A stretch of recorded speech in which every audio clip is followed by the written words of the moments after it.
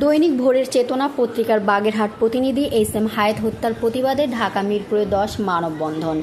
SBC news Khulna বাগেরহাটে দৈনিক ভোরের চেতনা পত্রিকার প্রতিনিধি এস.এম. হায়েত উদ্দিনকে কুপিয়ে হত্যা করার প্রতিবাদে মিরপুরের সকল সাংবাদিকের পক্ষ থেকে অবিলম্বে দোষীদের গ্রেফতার ও বিচারের আওতায় আনার জন্য মানববন্ধন অনুষ্ঠিত হয়েছে। এতে উপস্থিত ছিল মফস্বল সাংবাদিক ফোরামের সভাপতি আবু জাফর, মিরপুর প্রেস ক্লাবের সিনিয়র যুগ্ম সাধারণ সম্পাদক মোহাম্মদ সিদ্দিকুর রহমান, দৈনিক মাতৃজগৎ পত্রিকার সম্পাদক খান সেলিম রহমান, মোহাম্মদ শিয়াবুদ্দিন সম্পাদক দৈনিক জনজাগরণ পত্রিকা। আরও উপস্থিত ছিল মোহাম্মদ শফিকুর রহমান, মোহাম্মদ নিজামুদ্দিন, মোহাম্মদ রাসেল, রফিকুল সহ মিরপুর প্রেস ক্লাবের senior vice president Mir Akhtaruzzaman Tarek. এছাড়া উপস্থিত ছিল বিভিন্ন ইলেকট্রিক, প্রিন্ট ও অনলাইন পোর্টাল মিডিয়ার সাংবাদিকগণ।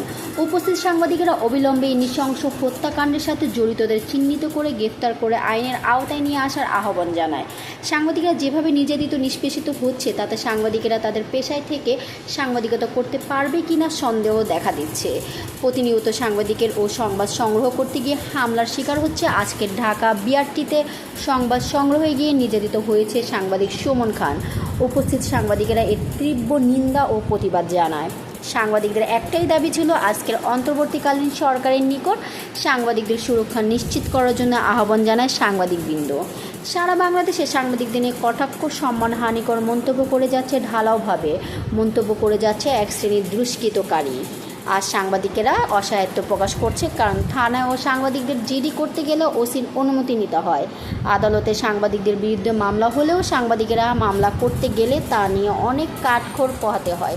এ ধরনের কর্মকাণ্ড থেকে পরিত্রাণ চায় সাংবাদিক মহল।